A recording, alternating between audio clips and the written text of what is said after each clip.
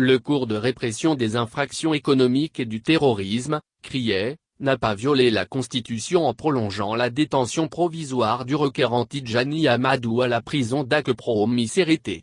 C'est la décision rendue par les sages le 18 mars 2021 suite au recours en inconstitutionnalité de sa détention provisoire depuis le 9 août 2019 et par lequel il a sollicité sa mise en liberté d'office alors que l'instruction suit son cours et que la détention des inculpés dans le dossier a été prolongée conformément à la loi.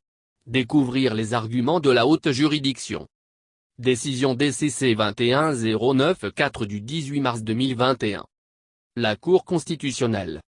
Saisie d'une requête en date à Akpro-Missérété du 24 août 2020, enregistrée à son secrétariat le 4 septembre 2020 sous le numéro 1640-489-Reg 20, par laquelle M. Tidjani Amadou, détenu à la maison d'arrêt d'Akpro-Missérété, forme un recours en inconstitutionnalité de sa détention provisoire et sollicite sa mise en liberté d'office. Vu la Constitution. Vu la loi N-91-009 du 4 mars 1991 portant loi organique sur la Cour constitutionnelle modifiée le 31 mai 2001. Vu le règlement intérieur de la Cour constitutionnelle. Ensemble les pièces du dossier. Oui, M. Joseph Djobenou en son rapport. Après en avoir délibéré.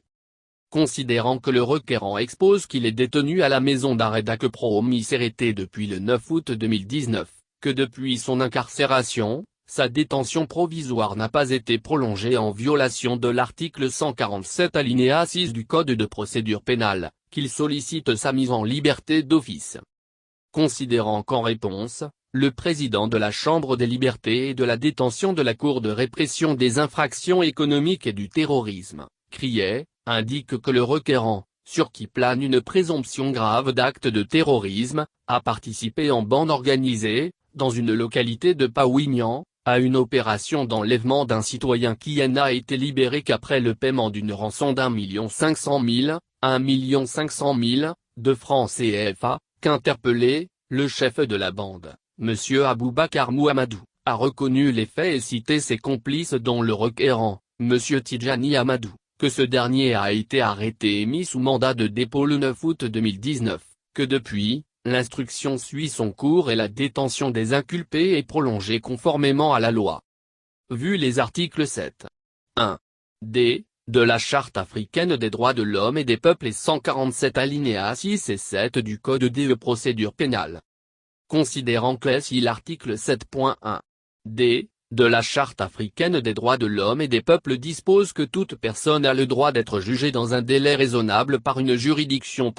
Le délai raisonnable fixé par l'article 147 alinéa 7 du Code de procédure pénale pour la détention provisoire en matière criminelle est de 5,05 ans, que pendant ces 5 ans au bout desquels l'inculpé doit être présenté à une juridiction de jugement, le juge peut prolonger la détention provisoire 3,03 fois hormis les cas de crimes de sang, d'agression sexuelle et de crimes économiques, qu'en l'espèce, le requérant est poursuivi pour des faits de présomption grave des actes de terrorisme qui sont de nature criminelle, qu'entre le 9 août 2019, date de son mandat de dépôt et le 4 septembre 2020, date de la saisine de la Cour, il s'est écoulé moins de 5,05 années, délai prescrit par l'article 147 alinéa 7 du Code de procédure pénale pour être présenté à une juridiction de jugement, que par ailleurs, sa détention provisoire a été prolongée suivant ordonnance en date respective des 05 février et 21 juillet 2020 conformément aux dispositions de l'article 147 alinéa 6 du Code de procédure pénale, que dès lors, il y a lieu de déclarer que la détention provisoire de M. Tidjani Amadou n'est pas contraire à la Constitution.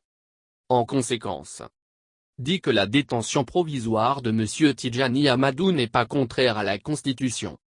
La présente décision sera notifiée à M. Tidjani Amadou, au président de la Chambre des libertés et de la détention de la Cour de répression des infractions économiques et du terrorisme, criait, et publiée au journal officiel. On siégeait à Cotonou, le 18 mars 2021. Messieurs. Joseph Djobenou président. Razaki Amouda Issifou vice-président. Madame C. Marie-Josée de Dravaux Zinzindo est membre.